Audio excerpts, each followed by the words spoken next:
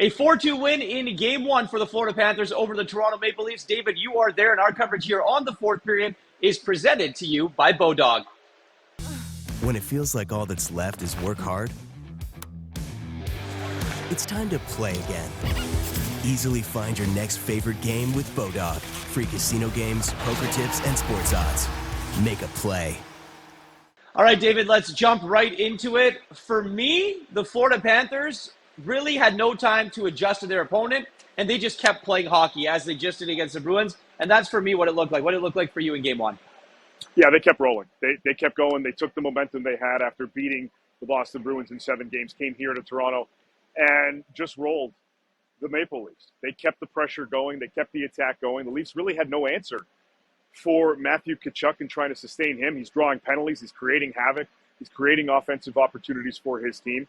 And Sergei Bobrovsky was solid. He was very, very good tonight for the Florida Panthers. Their depth kicked in. Carter Verhaeghe, Mr. 40-goal scorer, gets another one here in the postseason. And the Maple Leafs, while solid throughout the first 30, 35 minutes of this game, maybe even the first 2 periods for the most part, they just couldn't get it together in that third period, and Florida just continued to relentlessly attack and create opportunities for them, which ultimately got them a 4-2 victory tonight. You mentioned Sergei Bobrovsky. Alex Lyon was the first goalie off the ice, so a little gamesmanship, I'm pretty sure, there with head coach Paul Maurice. But as I said in the pregame, maybe he just had to use the can. Yes, exactly. But getting back to Bobrovsky, he definitely outplayed his counterpart tonight in Toronto, didn't he?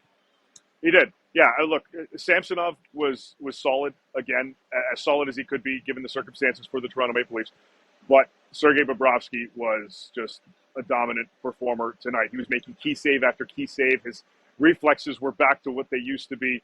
You know, this is a guy that usually when he has an off year, he rebounds the season after. 2 of his worst seasons were followed up by 2 Vezina-winning seasons. So he knows how to rebound. It took him a little bit longer to adjust this season, but he's doing it when it counts most here in the playoffs for the Florida Panthers. And they're utilizing that confidence and executing at the other end of the ice and creating different opportunities and knowing that they don't have to necessarily always rush their butts back to their zone because they know that their goaltender can hold the fort down when it's needed. Toronto is going to have to apply more pressure going into Game 2 from here on Thursday night. The other thing they need to contain, mentioned him earlier, Matthew Tkachuk.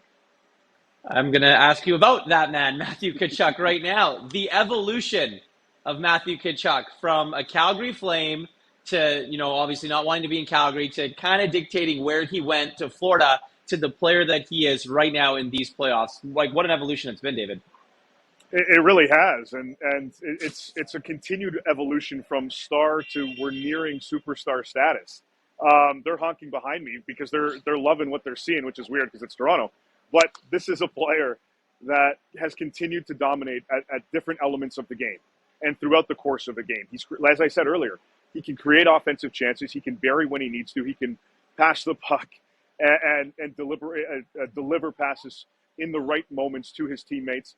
He can forecheck, he can backcheck, he can check the crap out of the opposition, and he gets under the skin of his opponents on a regular basis. Again, drawing another key penalty in the third period here tonight against the Maple Leafs.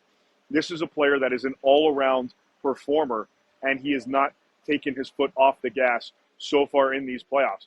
Now, they've primarily utilized the John Tavares line against Tkachuk's line with Bennett and Nick Cousins so far or at least in Game 1. I think they're going to have to adjust in Game 2, maybe go more, and we talked about this as well in the pregame, maybe go more towards Ryan O'Reilly's unit against Matthew Tkachuk. They're going to have to make some type of adjustments going into Game 2, that's for sure. Well, it's one of those times for the greatest playoff cliche ever. It's all about adjustments in the NHL postseason. So we'll see what Sheldon Keefe has in store for Game 2. David, thank you very much. As the pesky Panthers have a 1-0 series lead, beating the Toronto Maple Leafs 4-2 in Game 1. Our coverage here on the fourth period, always presented by Bodog.